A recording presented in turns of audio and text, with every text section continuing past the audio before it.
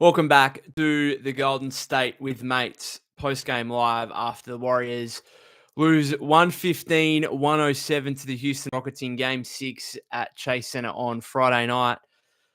Um, I'm pretty optimistic. Pretty optimistic usually, I should say, as a fan of my sporting teams, as a fan of the Warriors. Always like to think things are possible. I find it difficult to work out a way or a legitimate basketball argument as to why the Warriors can win Game 7 now after what we've seen over the last two games. I don't see it. I'm like out. I'm so far out. And even I've already read on the timeline, like even if we were to win Game 7 now on Sunday back in Houston, even then, like you'd be punting away Game 1 of Minnesota because that's like 48 hours later anyway. So I don't know. Like I'm out. I'm not even looking forward to Game 7. I'm not even nervous for Game 7. I'm just like I've got no emotion towards it. I don't know, and that's kind of the most disgraceful performance I've seen from the Warriors in a while. That was really, really awful, and I think after Game 5, like I said, all right, you put yourself up 3-1. You got the leeway to go into Houston and basically punt and tank that game from the start and not even try. Fine, whatever. You earned that opportunity, and it just basically put enormous pressure on yourself to go out and win Game 6 on your home floor. And instead, they came out and delivered much of the same. There wasn't really any. This is just a weird game. Like, there was no intensity, energy from the Warriors whatsoever. There wasn't really any, like, Draymond got an early flagrant foul, I suppose. But aside from that, there wasn't really any fights going on, any verbal. Like the game for a Game 6 where for the Warriors, like it felt like, or for both teams, it should have felt do or die. And the Warriors just didn't really bring anything. Like, and it's funny to say because they were actually still in the game going into the fourth. They were down 2 going into the fourth quarter. So at that point, I'm not sure what the odds were, but you would have thought they were probably favorites at that point. And then the fourth quarter was just, it started like I looked up and, Gary Payton II's fouling Fred VanVleet on a 4-point play in the first 6 seconds and just didn't get matched up correctly. And it's like, man, it's Game 6 of the playoffs. Like, how are you making these type of mistakes? I don't know. Like, it was bizarre. It was a really bizarre game, and it just didn't feel like a playoff game. The Warriors always felt like they were up against it. And I find no real reason as to why they can win Game 7 aside from saying, well, we've got Steph Curry, right? That's really the only reason. And even then, it's not like Steph hasn't been great in this series necessarily. He was great in Games 1 and Game 3. Aside from that, hasn't been great. He had 29 points today. Cool. He took 23 shots to get there, right? He was 6 of 16 from 3-point range or whatever. Like, it wasn't a good 29 points. It wasn't a good Steph Curry game. I don't even know who played well in this game. Are there any positives? I don't know. I don't think so. Like, it just continued to reiterate the flaws of the roster. I think Ime Udoka took a while, and it took for him to go down 3-1 to actually realize, hey, I've got something pretty significant with this Şengün-Adams combination, and the Warriors are so small. Maybe I should just go to the Şengün-Adams pairing for heavy minutes, and it's working for them. And the Warriors don't have what can Golden State do? It's not like they can bring, Andrew Bogut out from the bench and say, all right, we'll go double big ourselves. Like, it's, he's got, Steve's gone away from Looney. Quentin Post is like, and I don't really blame Quentin Post. He's had an impressive rookie year. The minutes weren't good today at all. And I don't particularly blame him for that. He's a young rookie center. Like, this was always going to be the potential problem, particularly against a team like the Rockets. So I don't know.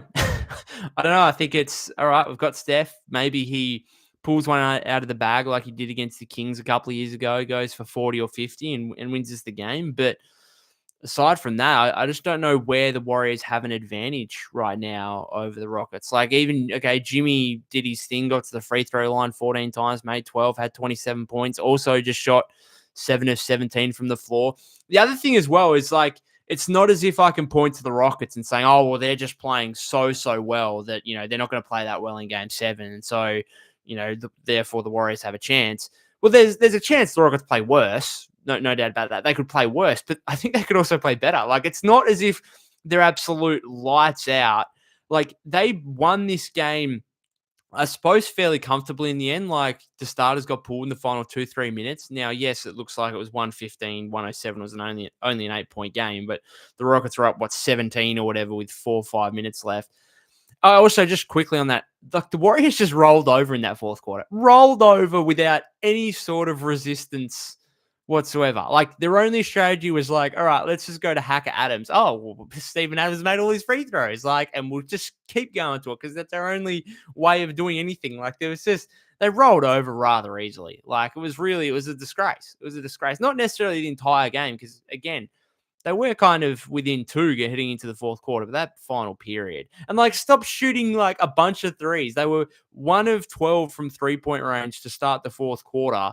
They were 2 of 18 from the field. And guys just giving up layups, right, to try and, kick out for the Hail Mary 3. And I'm like, they're like thinking, hang on, you're only down like 12-13 with 5 minutes left. Like, if you actually play properly, it's not all lost. You don't need absolute Hail Mary threes, like a barrage to threes right now. How about you just take the layups you're given and see what happens, right? And instead it's like pods, Draymond under the rim. Oh, I've got a layup. No, I'll kick this out. And like Jimmy Butler's taking a bunch of threes. Like, man, that was horrid. But yeah, I don't know. It's not as if the Rockets are playing lights out. As I said, like, they won this game reasonably comfortably down the stretch with Dylan Brooks on the bench, 3 points, 1 of 5 shooting. And Jalen Green just is not a factor. Like, 12 points, 3 of 11. Like, he's just not a factor. He's had one good game in this series, and that's it, right?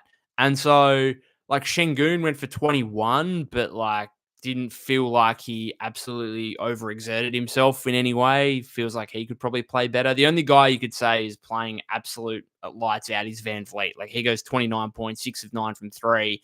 Maybe he doesn't reproduce that again, although he's done it for 3 straight games now. So the recent history would suggest he does. I don't know. It's a struggle to work out a way that the Warriors could potentially win Game 7. As a result, like, I'm going into it with no expectation, and if we lose, we lose. And I think I'm fairly happy. I don't know if what you guys are going to go through in the comments here, but I'm almost like willing to start talking about off-season stuff. That's how out I am after these last 2 performances where you're up 3-1, and I don't know, it just feels like you don't bring anything to the table. Like, I don't know.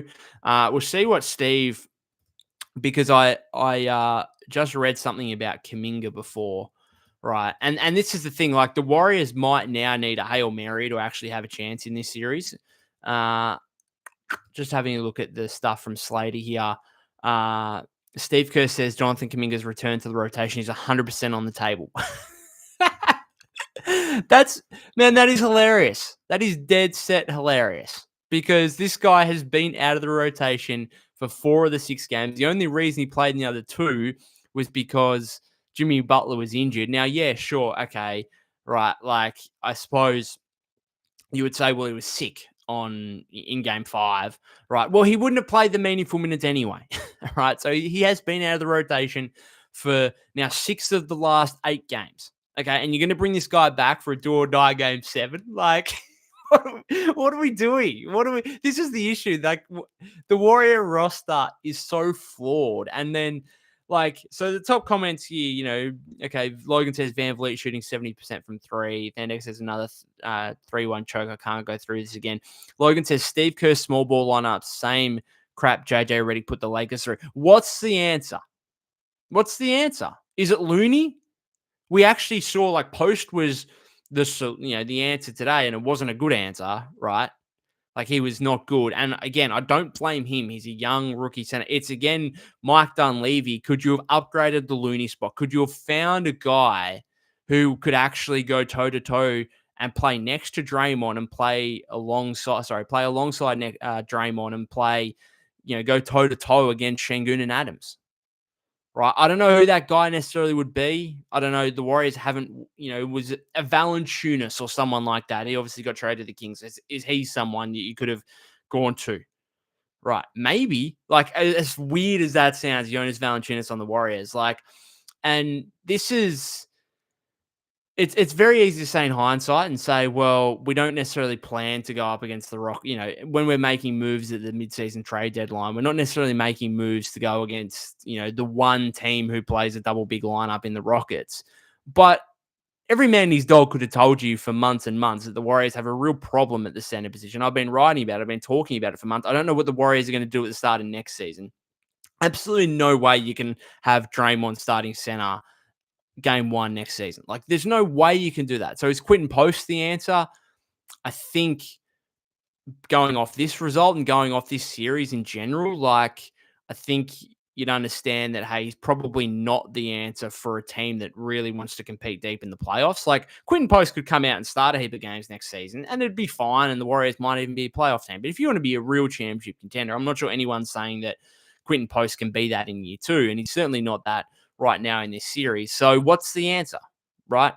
We're all complaining to Steve Kerr about the small ball lineups.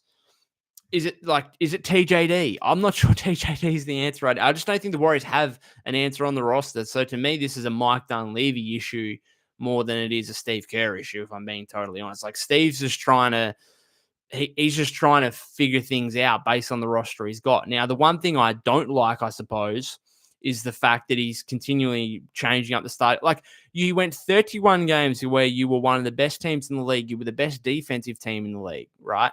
With Steph Curry, Brandon Pajemski, Moses Moody, Jimmy Butler, Draymond Green. Why all of a sudden is that not the starting lineup to me? Like, I don't get it. I know some of the basketball stuff. Like, they started Peyton over Pajemski today because they wanted, like, basically a pick and roll partner for Steph and try and get Şengün in the action. Like, man, just go to like, you got to this position for a reason. And to me, like, I know I said in the preview episode going into the series, like, I know I said, if you're Steve Kerr, don't be too late on making changes. But to me, he's been way too abrupt on making changes, right? Buddy Hield was good, was reasonable in games 3 and 4, but otherwise, like, you know, hasn't been great, right? And I just think bring him in over Moody, I don't get it. And like, those guys start, so Peyton and Hield start, but they play significant minutes less than Moody and Pajemski anyway. So it's just bizarre to me. That's the thing that really gets me with Kerr. Some of the small ball stuff, one, you're always going to look small against a team like Houston who are playing Şengün and Adams together. And it's at times they've got Jabari Smith Jr., who's 6'10", out there as well. So you're always going to look small against the Rockets. But I also just think, like, the Warriors have no answer for this. They don't. They simply do not have an answer for this on their roster. Okay? And we might see it they might go to a Hail Mary and say, Kuminga, you're 6'8", you've got some athleticism. We need you to just jump up and try and grab every board you can. We need you to provide us some scoring punch. But it's a guy you've left out of the rotation for 6 of the last 8 games, and you're asking him to come back for a game 7 on the road in Houston as a young player, 22-year-old. Like, man, that's like a genuine Hail Mary. This has a 5% chance of working out, right? But we're so stuffed that we're going to try it anyway. And it's 95%. Not only is it 95% chance it's not going to work, it's a very good chance it's going to be an absolute disaster, and any hope we had go out the window straight away. Right. But you know what? That 5% that he might actually come in and do something. We got to try something. Right. I don't know. Anyway, more comments. Logan says TJD over Post, please. Logan says, what happened to no Santos? Small ball lineups with no defense. The thing is, to me, like, and then next says Pat Spencer over Buddy Hield all day. Priscilla says, I wouldn't be surprised if we get blown out at Rockets Stadium. Yeah. FTW Clan says, don't want to be pessimistic, but I don't see us winning game 7 on the road. We look outmatched and out of gas. Offense looked terrible all night. No role players stepped up even at home. Yep. Yeah, I agree with it. It's hard to be optimistic about the Warriors winning game 7. It's the playoffs to me. They're like almost more about who you can't trust than who you can trust. And I'm not sure how many players the Warriors have that you can truly trust in a playoffs, deep in a playoff series right now. Like Steph, Jimmy, Draymond defensively, yeah, I trust, but offensively, I don't. Like, he's still a liability offensively. Like, that stuff in the second quarter where maybe he should have got the ball earlier from Pods in transition, sure, but he's basically under the basketball himself.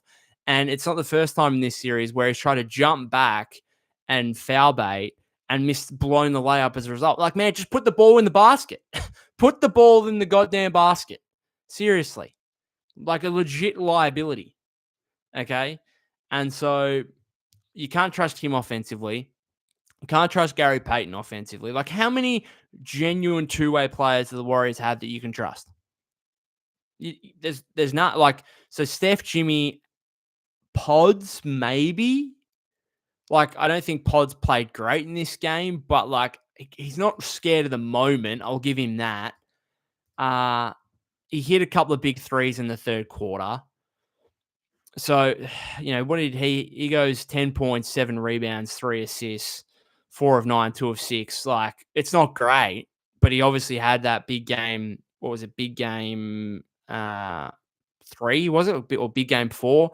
So I kind of trust Pods, I guess. Moody, I kind of trust, I suppose, but like those guys are still young players. So to me, this roster's just, this is what it is, right? Like, and they don't have an answer right now. Then next is the Rockets look fresh. Yep, that's the other problem, I suppose. The Warriors going deep into a 7-game series. Streetcar says, does Draymond seem lethargic to you, like the 50-50 balls fast break? It seems like he's giving up on them quickly. He's either lethargic or he just doesn't care. Like, I'm not sure he cared in this game. Like, it didn't seem like he did. It just didn't seem like game 6 of a first round series where if you lose this game, you're going on the road for a game 7. Like, Draymond had that flagrant foul early, but even after that, like, it just didn't feel like he was emotionally invested in the game or whatever. And I know Draymond's got to, he can go over the top sometimes with some of the stuff, extracurricular stuff he does on the floor. But as Doris Burke continued to say in the broadcast, like, he has to walk the tightrope because he has to be emotionally invested in order to be a valuable basketball player. And to me, he just wasn't emotionally invested. Like, he was barking at the refs a few times, sure, but like, to me, it's more so probably getting into it with rival players where Draymond really, because at that point he's like, okay, well, now I really need to show up performance-wise as well to try and back up my words. I don't know. Just didn't seem invested in this game whatsoever. Street Car also says Hacker Adams is not a great idea if we can't even get the rebounds. They're getting a free point obsession. I know. Like, oh man. A couple of times Şengün, and this is the post problem where there was late in the third quarter, I think, or was it early fourth quarter? I'm just gonna go back and check. I think it might have been I'm just seeing if I can find it. Whenever it was when Adams missed 2 free throws and then Şengün was it back-to-back plays where Şengün yeah, there are a couple of plays where there was a Van Vliet driving layup that Adams got the rebound, Jabari Smith hit the 3, and then the one before that where there was a fight and then Moody kind of gave it up and then Smith hit the 3 out of the corner. That kind of hurt. But yeah, the rebounding ones where this was with 2:21 left in the third quarter. And Adams misses 2 free throws, and then Şengün just gets in on post and then tips it in rather easily. And then he had one in the fourth quarter as well where he got an offensive rebound over Draymond. Like at this point, it's like, how much do you want it? How much do you want to win this game? And you can tell me how much you want to win the game, but you got to show me how much you want to win the game. And some of this stuff, yes, they're a bigger team. Yes, they're going to get more offensive rebounds. I get it. But like, you've also just got to find a way to grab the ball. Like Jimmy Butler on that, when Draymond got the stop on Şengün at the end of game 4, Jimmy Butler, that's a proof right there of how much do you want to win the game. Jimmy Butler goes and, he's battling in there with the big guys and he jumps up over all of them and gets the clutch rebound at the end there. Like, show me how much you want to win the game. I just didn't see enough of that from the Warriors in this game. Just looked like a team that was rolling out in a regular season game to me. Not one where it's like, okay, if we lose this game, we're truly going to a do or die contest on the road in game 7. Andrew the Goat says, Warriors season is over. I give up. I'm not sure if I'm nearly there. I'm not sure if I give up, but it's hard to be really invested when the team doesn't look invested. That's the way I view sport. And you could watch it, you could say, oh well, that's bandwagon behavior. Like you've got to be heavily invested and get around your team no matter what they're actually doing, whether they're winning or they're losing. But it's just human nature. If you're there supporting someone or supporting a group of athletes, supporting a team, and if they're invested and they look like they care, then that's going to allow you to also care. If they don't look like they care, if they don't look like they're invested, if they're not willing to make all the 1% plays which show you that they're actually really, really determined to win this game, then as a fan, I'm like why would I put in 110% care? Like why would I be on the edge of my seat, right? I was at the end of game 4, right? I was, but these last 2 games feels like the Warriors just haven't been in that spot, and therefore myself as a fan, I'm just here like, all right, well, if you're not going to care that much, then I won't. Like simple as that. And you can call it bandwagon behavior or whatever, but I think that's just human nature. It's the same with all the teams of sport. Same with Collingwood in the AFL, who are the other team that I support with all my heart. Like they've gone through periods or patches where, and fortunately not a lot of, because they've been pretty successful. Not necessarily winning premierships like the Warriors have championships over the past 10 to 15 years, but they've won a couple of premierships and they've generally been a pretty good team. I think they've made preliminary finals or whatever for what is it?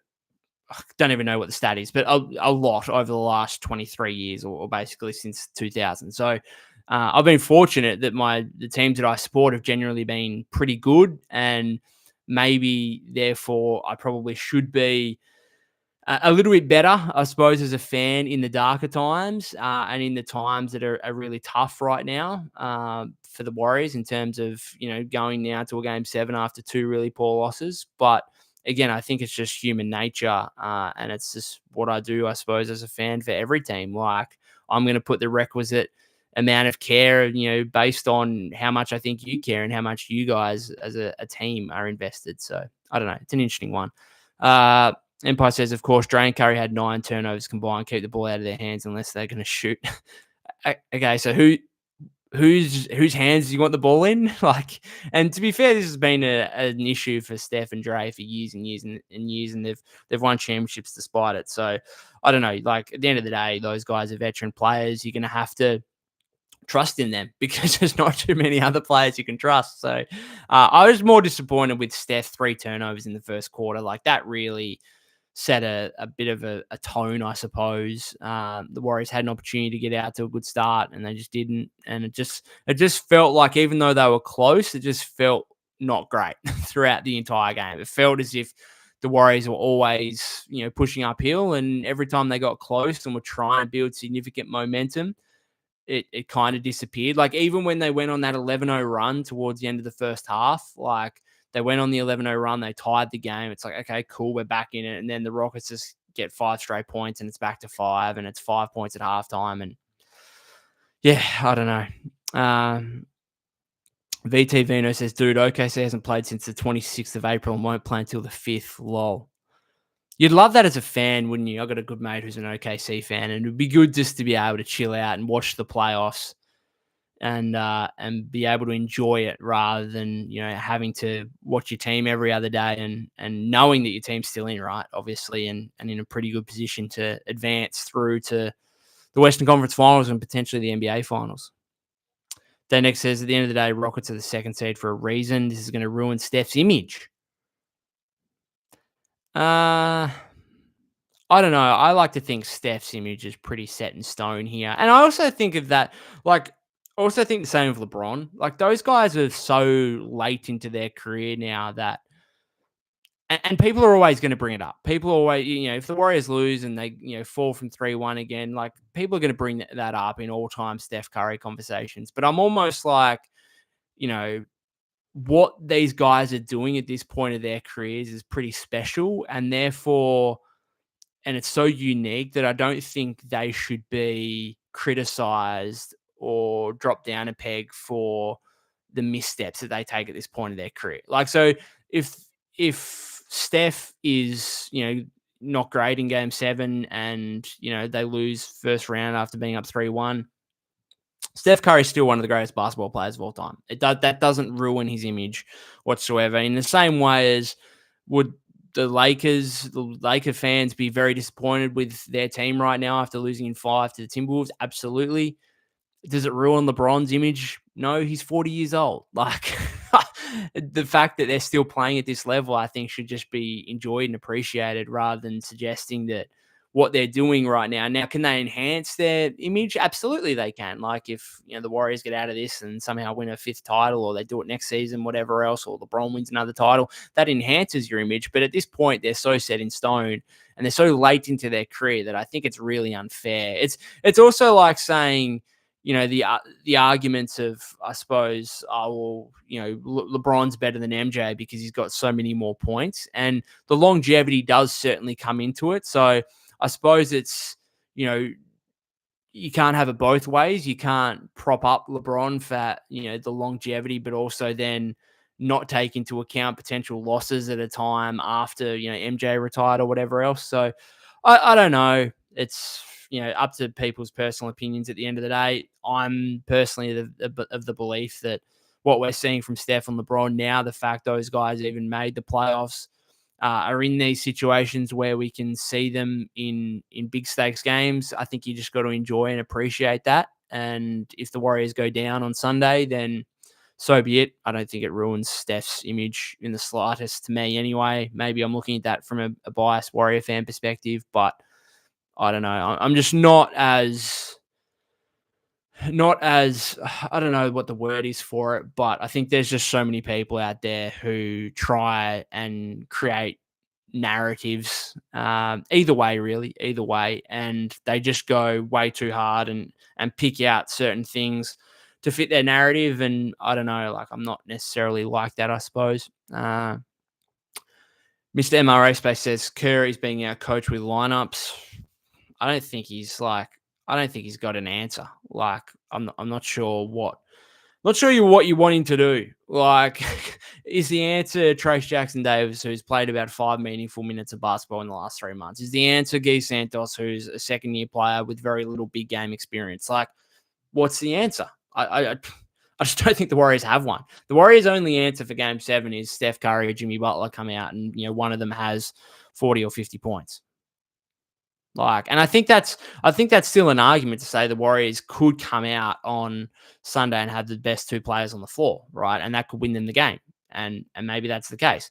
But from a depth standpoint on this roster, from a how many guys do you trust in this moment standpoint, just think the Rockets have more. Simple as that. And they've found something in terms of just overwhelming the Warriors with size, like Adams and Şengün. I don't know. I'd almost bench Jalen Green and just start Şengün and Adams and just go huge with like Van Vliet, Aman Thompson, Şengün, Adams, Dylan Brooks. Like I'd almost just do that. Like, well, I don't know why Jalen Green needs to start for the Rockets on. I suppose you hope to advance and you want to keep him engaged and you might need him scoring wise, obviously moving forward against the Timberwolves, but other than that, like it's clearly he's a negative in this series. And, aside from one game and the Şengün Adams combination is so good, like they're doing the Warriors a favor when they're not going to that, I think, which is something like I was surprised with. I've been surprised with going into this series. Like I thought there's no way those guys would be able to hold up given the lack of spacing and given some potential defensive concerns in terms of those guys guarding on the perimeter. But they basically just play zone every time they're out there. And they essentially just give up wide open threes to the Warrior players they want shooting, whether it's Draymond or Jimmy or even Moses and Pollard, who are reasonable 3-point shooters. But they're like, well, as long as it's not Steph and as long as it's not Jimmy going towards the basket, like anyone else can shoot. Quentin Post, you go for your life. Like, Thanex says, even if we win, we play the Wolves on Tuesday, 1 day rest. Yep. Tiho says, yes, Looney can at least box Adams out. Can he? I've been pretty disappointed with the Looney minutes that he has got, albeit limited. Daniel says, I think the answer is hopefully Jimmy is better. Him getting injured really impacted this series. I think he's been like he scored 27 today. Wasn't efficient, but a lot of those, I thought he was probably our best player today.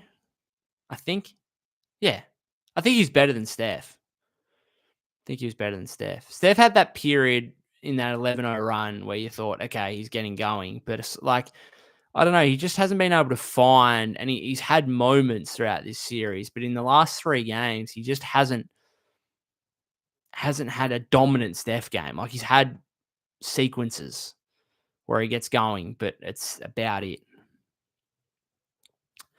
Then Nick says, this is so deflating. Now we need a Steph 50 baller against the Kings. Tiho said he played Adams versus Grizz in 2022 and he did okay. I just don't think Looney is the same version as the player he was 3 years ago. Just Blow says, if we pull through this series, we should be okay. Thanex says, our role players can't score at home and on the road. Empire says, Curry, Butler, Green, TJD, and Looney, forget about the spacing. God. Green, TJD, and Looney in the front court. Man, that is wild. T-Ho says, doesn't matter. They need a win next series, a reset. They'll pull through. Then next says 5 points in 8 minutes. Lol. That fourth quarter, I was like, man, what are we doing? Stop. You literally can't score the ball. Like, just take the layups that are there. Stop trying to make these Hail Mary threes from guys that, Steph took a couple and made one, but like Jimmy's taking a heap of threes. Like, what are we doing? Then next says, Post is tall for nothing. Can't get a stop and a rebound. Like, dude, why are you tall? Daniel says he's a 52nd pick and a rookie, but I agree he could improve his rebounding. I hope he gets better. Yeah, like, you can't, man, if he was a strong rebounder, a really good interior defender, and shot 40% from 3, there's no way this man would be a 52nd overall pick. Like, he was taking 52 for a reason, right? Every other team passed up on him for a reason. Okay, so I really have been impressed with QP, and like I'm not going to expect everything from a 52nd overall pick, right? In his rookie year, I'm just not in a playoff environment. I'm not going to expect that. So I just think like he's shown he had 12 rebounds in a game earlier in the series. He's shown he can take the ball off the dribble a little bit. My problem is he doesn't really he can actually pump fake, get by a guy, but then it's the next thing. That's the stuff he's got to work on, right, in the offseason. And the fact there are so many holes in his game that he could improve, I think that's a good thing, given he's already shown a lot as a rookie. Then next says, don't let Mike Malone go to the Spurs. Well, he won't be, at least not as a head coach, because they're hiring Mitch Johnson. Shout out to Pop, by the way. Obviously, a wonderful coaching career. STW Clan says, if we somehow win Game 7, how do you feel about the Wolves matchup? I'm not going to. We did that after Game 5, didn't we? Didn't we, or Game 4? Didn't we start looking at the potential matchup, and now it's come back to bite us?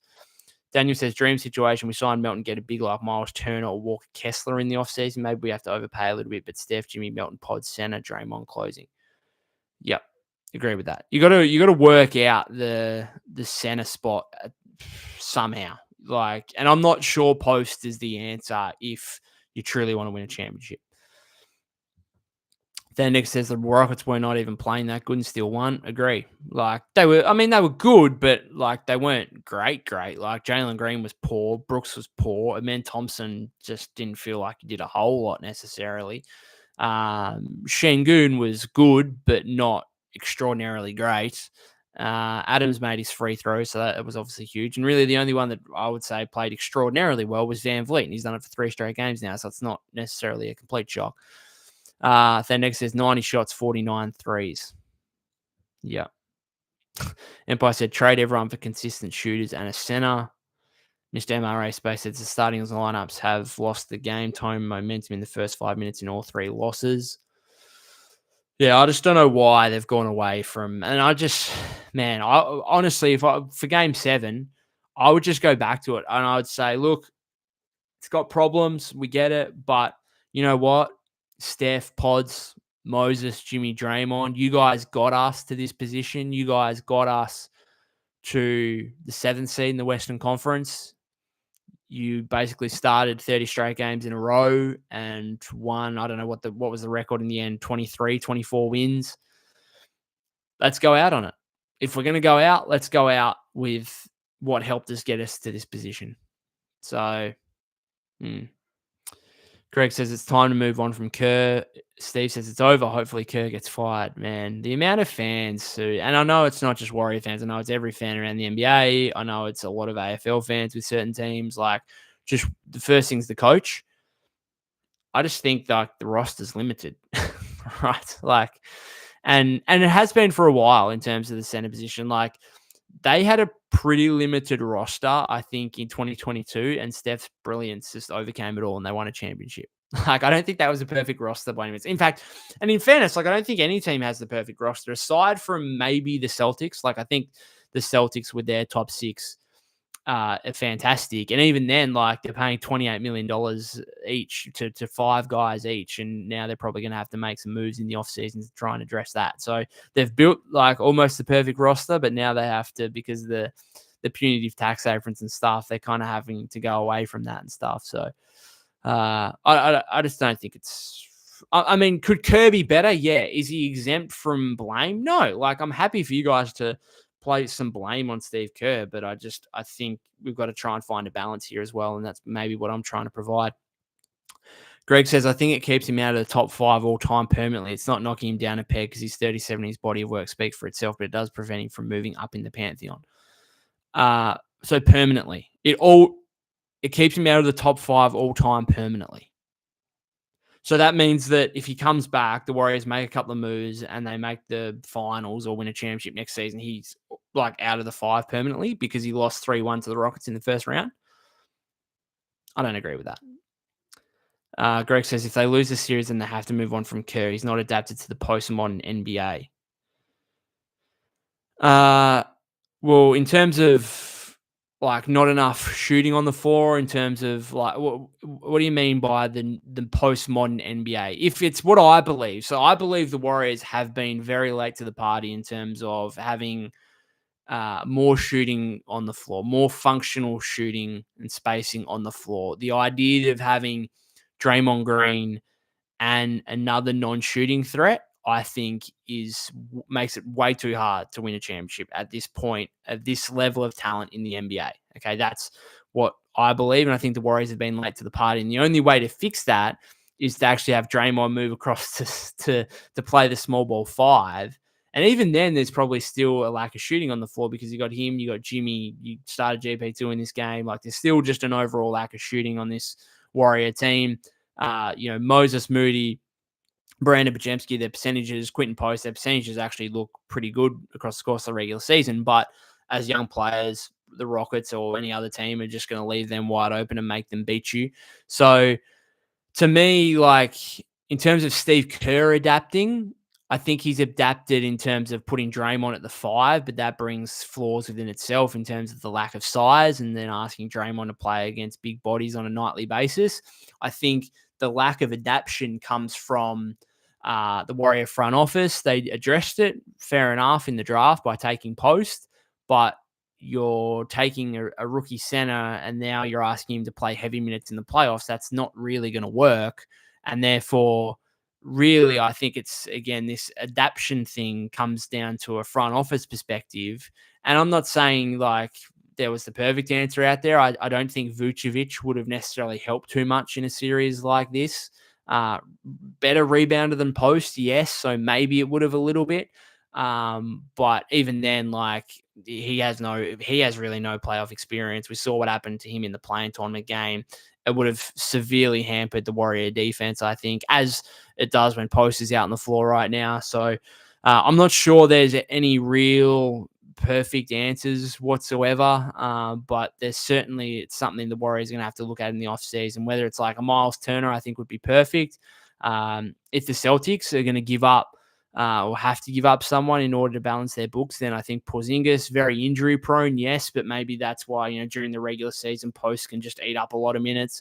But Porzingis is someone that I have long envisaged as being an interesting fit on the Warriors for a while. I think they should have targeted him in the Jordan Poole trade instead of Chris Paul. Now, would have that meant they could get Jimmy Butler later down the road in early Feb as they did? Maybe they couldn't have, but that's something. Maybe it's, Brooklyn, there's a sign and trade where Kuminga goes to Brooklyn and maybe someone else, and then Porzingis goes from Boston to Golden State.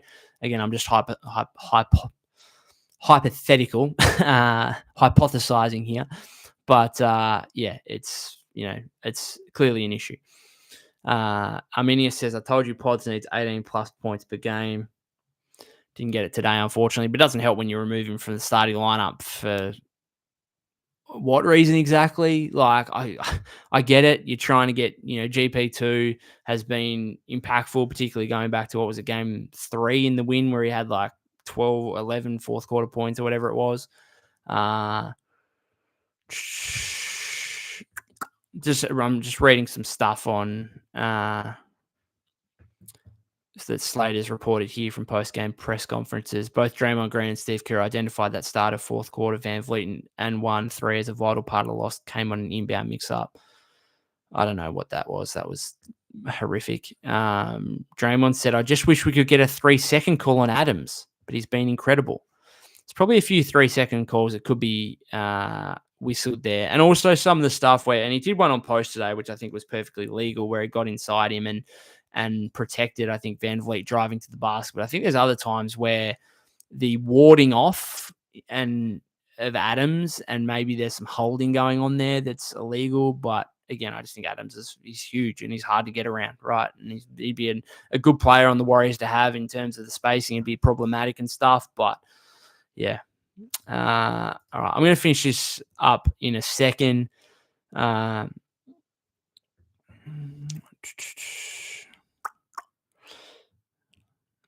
Steve says now he wants to play Kuminga. How disgraceful is Steve Kerr? Yeah, I get the criticism over that. Absolutely. Mr. MRA space, make your shots and limit your turnovers. Come up with a game plan to shut down Van Vliet. They can still win game 7. They can, but I'm not optimistic about it. Greg says the answer is not destroying Kuminga's confidence earlier. Now there's nothing to be done. We reap what he sowed. It's hard to argue with that. Okay, it's hard to argue with that. As much as I want to try and back Steve in a little bit. Steve says, how does anyone defend Kerr coming back as coach? Kurt says, Steven Adams is your kryptonite. Kurt says, we don't even need Jalen to play good anymore to beat the Warriors. Our double big zone defense has proven to suffocate Warriors offense consistently. Kurt asks, is there a reason to why Kerr kept changing his starting lineup? No, not in my view. Not in my view. I think it just should be Steph, Pods, Moody, Butler, and Draymond. It's what's worked to this point. And I think Steve, and as I said before, like I went into the series saying, okay, well, Steve, like I want you to be proactive on some of this stuff. I think he's been too proactive. And making decisions that aren't necessary whatsoever. Greg says, but the point is that the roster is hard to change. The coach is easy to change. That's why there's such high turnover of coaches in pro sports. The roster is hard to change. Is it? I don't know.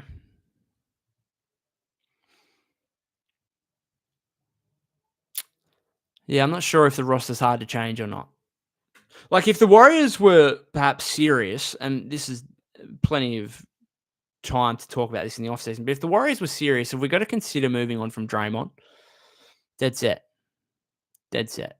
Like, I know he's incredibly valuable defensively, but like that's the kind of move to me is like, well, that's hard to change the roster because you just wouldn't trade Draymond Green.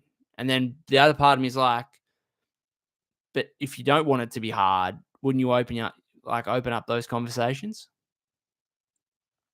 I don't know. Daniel says, I think a lot of the Kerr talk, we have to remember Kerr is Steph's guy. Kerr takes a lot of bullets for Steph. The offense is what Steph wants to play, and that's a large part why Kerr is still here. Yeah, good point. Greg says, length and athleticism with shooting. I think that's in relation to the post the modern day NBA. Yeah, I absolutely agree with that. I agree. The Warriors are like it's incredible, and this is really goes down to a lot of the pre-Butler discussion that we were having in terms of it's incredible that the Warriors are this small and yet aren't a very good 3-point shooting team. Like, I mean, they've got guys that will like Steph's obviously great and the best shooter to ever live. But aside from that, it's like there's not a whole lot of like reliable 3-point shooting on the roster, which just makes it wild that you would somehow have a lack of length, athleticism, and shooting. So that's a problem. And I suppose the greatness of Steph, the greatness of Jimmy has been able to overcome that and get the Warriors into a playoff spot. But to me, again, that's not a Steve Kerr issue. Isn't that a roster thing?